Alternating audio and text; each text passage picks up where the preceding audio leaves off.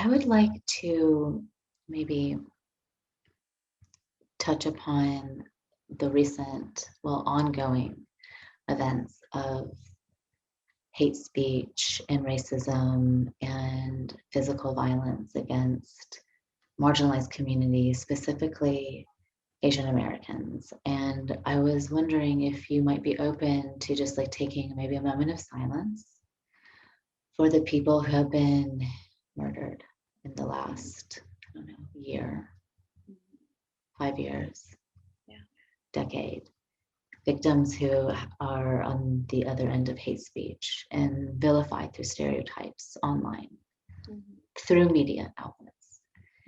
And maybe we can just take a moment to breathe and reflect and then transition into listening to maybe what we can do. People who don't identify as BIPOC, but want to be part of the solution, but just don't know where to start, or want to feel as if they can be empowered to respond through actionable steps that will lead us towards social justice and racial justice.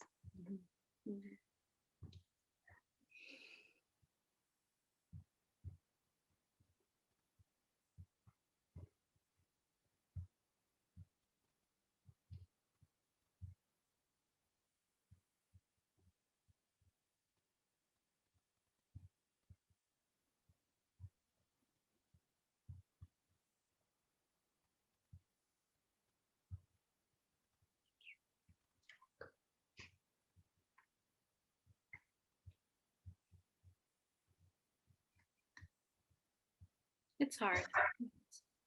It's hard. I think for for Asian Americans, it's something that I've experienced, in small sort of like microaggressions, and uh, I think especially in my particular community, just speaking from my Filipino experience, there's this word that we say. It's in Tagalog, and I'll share it. It's called hiya, which is like shy. Translates to shy, and I think that um, and I've experienced this too, of like trying to sort of like not uh, show, I think, outwardly too much of, I would say, I wouldn't say pain in particular, but just trying to not make it so much of a big deal, and I've been taught that, don't make it a big deal. It's not that bad, and try to make yourself, as small. Keep your head down. Just focus on you. But uh, I've learned, working with these incredible um, people over the years, that you have to kind of step into,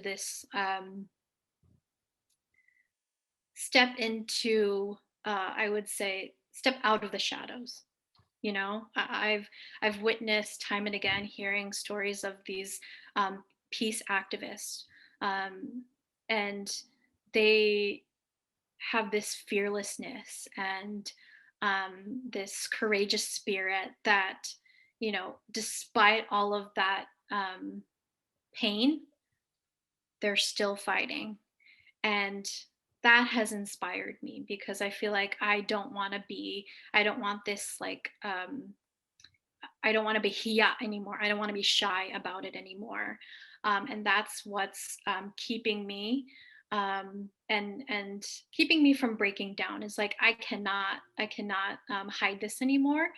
And I want to try to be as vocal about it, and also to support others um, in their fight against oppression, and leaning on and supporting and amplifying the work of other BIPOC communities, because I feel like that's the only way that we can really dismantle and disrupt the system.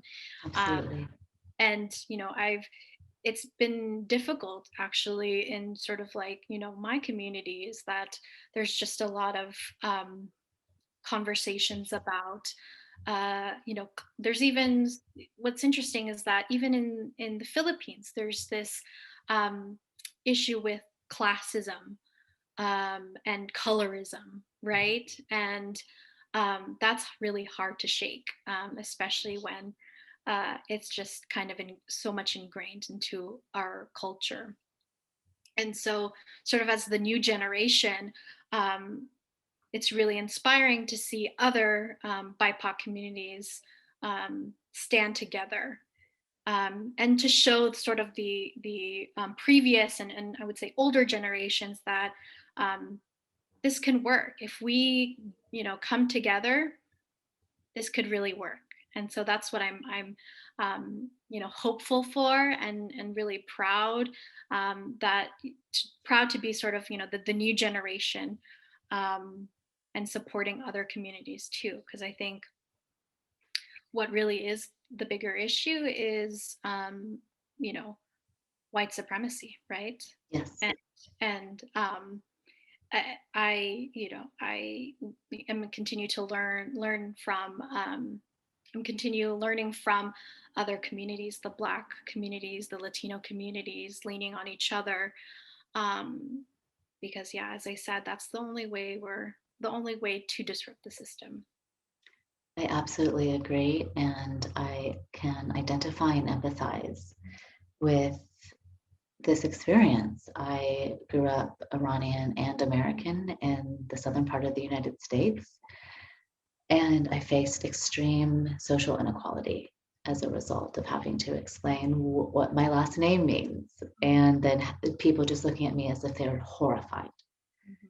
because of the word Iran. Mhm. Right? And I also learned early on that the experiences that my African American friends, my Arab friends, my friends who happen to be Mexican, had a much worse experience in many ways because I happen to have fair skin sometimes when I'm not in the sun, And so it's like this understanding, this feeling of difference Mhm. without it even being like implemented directly is something that we're undoing. We're undoing this form of white supremacy. And the only way that we will ever stand a chance is to extend ourselves beyond ourselves, right? And form alliances and new ways to assemble. And it's not just about hope, is it? Right? It's about really teasing out these nuances and undoing colonial power.